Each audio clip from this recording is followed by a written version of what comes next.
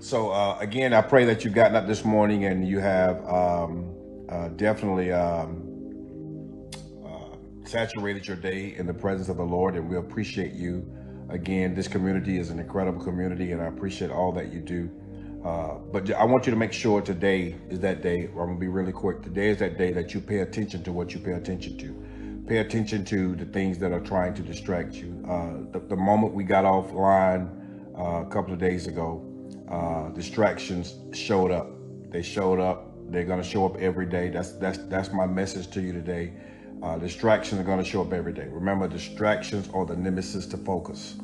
And so every day you get up, you got to get up with the intention that you're going to be focused, but you have to get up with the intention that the kingdom of darkness is going to try to throw some distractions your way. Those things that easily distract you, those things that easily, and you know those things. I want you to, your assignment this week, as we go throughout this week, is to write down those things that you know that get you easily distracted, and begin to put in some boundaries and some constraints regarding those areas that you know that get you easily distracted. Start writing them down. Start building your strategy for these distractions. Start building the strategy. Start coming up with the strategy. Start coming up with ways you can combat through building boundaries and constraints for those things that you know that get you so easily distracted.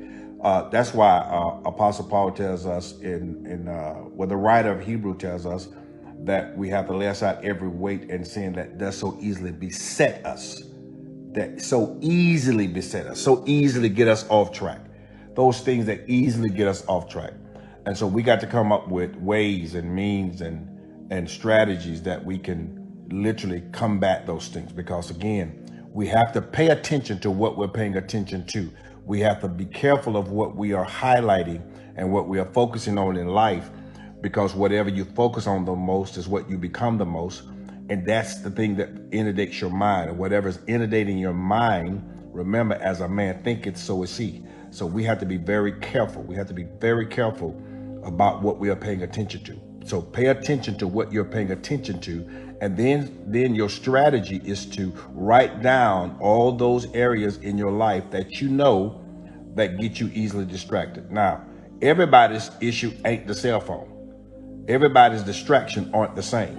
But whatever those distractions are, and you know exactly what they are, you got to start writing those things down. Write those things down and start building your strategy. Because remember, I told you, when you go into a new season, you have to strategize.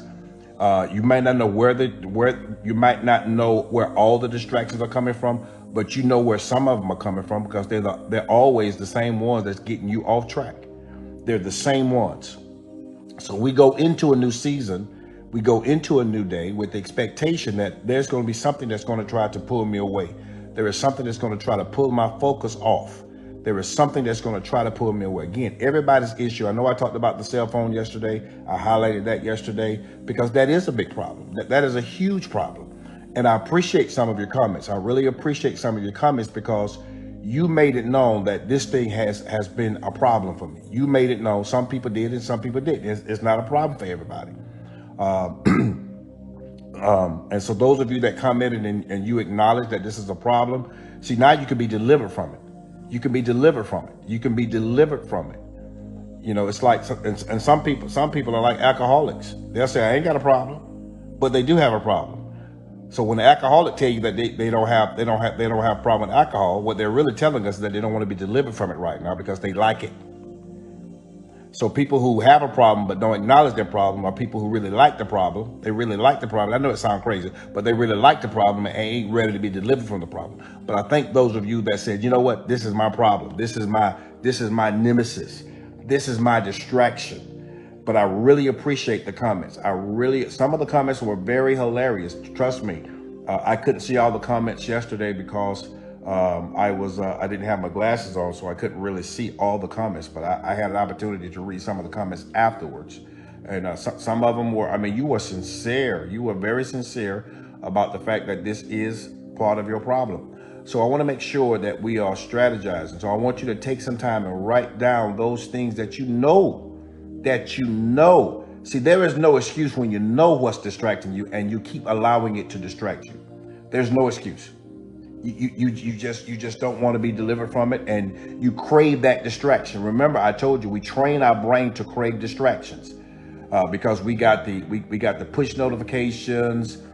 We got texts coming in, we got emails coming in, we got all kind of things coming in. We got email notifications, we got Facebook notifications, we got Instagram notifications. My God, we got all kind of stuff. So we're training our brain to crave distractions.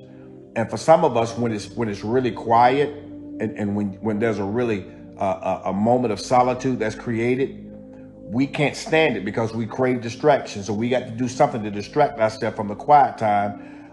Instead of getting in the face of God, we'll go somewhere else. So everybody have their different distractions. Write down what your distraction is.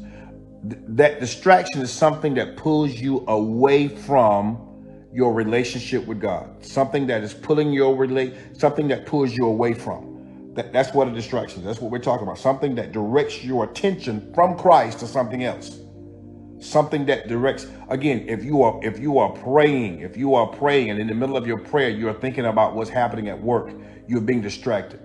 If you are studying the word, and you can't study the word and watch TV at the same time, the TV then becomes your distraction.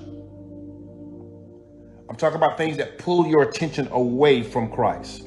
Those things that you should be doing. That's why I'm telling you, grow not weary in well doing, for in due season you will reap if you faint not, if you don't give up. So you got to go into a quiet place. If you know the television is your distraction, get away from the television, go into a quiet room, study. Whatever that distraction is, we got to get your attention back on Christ. Remember, we got to get your attention back on Christ. He has to be the center of everything that we do. Everything that we do. So write down what your distractions are. Write down whatever those distractions are that you find pulling you away during your day, that are pulling you away from doing what you need to do, whether it's at work and you're distracted. What are those things? Because we got to combat all distractions, all of them. We got to combat, we got to strategize, and we got to figure out what they are. What are they? What are these things in my life that are pulling me away from my relationship with Christ? That's the main thing. What are these things that are pulling me away from my relationship with Jesus Christ? That's the main one. Those are the ones that I want you to concentrate. What are the distractions? Whether it's your cell phone, whatever it is, whether it's the television, whatever that distraction is, whatever it is.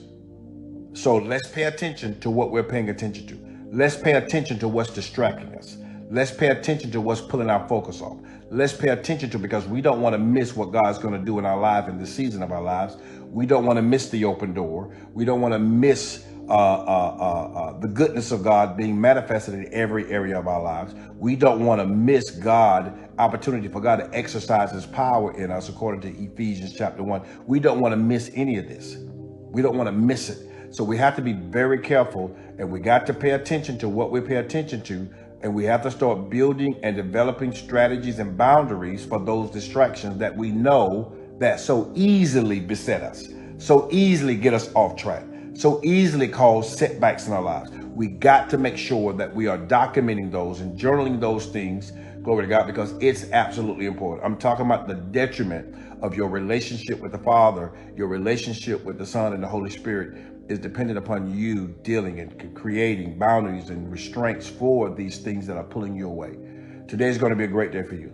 And so again, I apologize for this morning. We'll get Apostle back on this week. We'll make sure we get it right. We'll do it right to make sure we can get him back on this week. I appreciate all of you.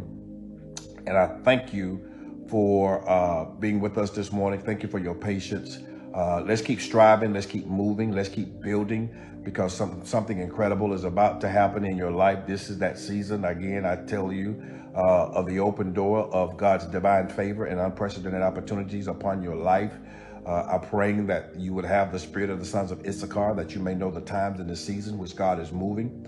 And again, let's just keep our heads up. Let's just keep moving, and let's stay focused. Let's stay focused. Let's stay focused. Let's all of us wish Nicole a very happy birthday today. God has blessed us another year with Miss Nicole Mason. So let's wish her a happy birthday today. Happy birthday, Nicole. If I could sing, I'll sing it to you in my Stevie Wonder voice, but I can't sing. So God bless all of you. Hey, I love you all with the love of Jesus Christ. And again, thank you all. And let's make today great. Let's invite some people in tomorrow morning. Prayfully we'll have it fixed tomorrow morning. Let's get that, and let's prepare ourselves to sign up for the Your Mind, Your Life class. Your Mind, Your Life 8-week intensive. It's going to be incredible. It's going to be incredible. It's going to be incredible. I'm actually going to choose 2 people that I'm going to give scholarships to. I'm going to choose 2 people that I'm going to give scholarships for the Monday night class. And I'm going to give a scholarship for the Thursday night class. And the scholarship would be the 31st person. So it'll actually be 31 people Monday and 31 people on Thursday. Because I'm going to give a scholarship away on Monday night class and on the Thursday night class. But I'll let you all know. So I'm going to give that out on Monday night and Thursday night. So for the class for the upcoming Your Mind, Your Life that starts the 26th of February through the 18th of April, 8-week intensive. It's going to be incredible. So God bless you. I love all of you with the love of Jesus Christ. Let's continue to make this day a great day. God bless you.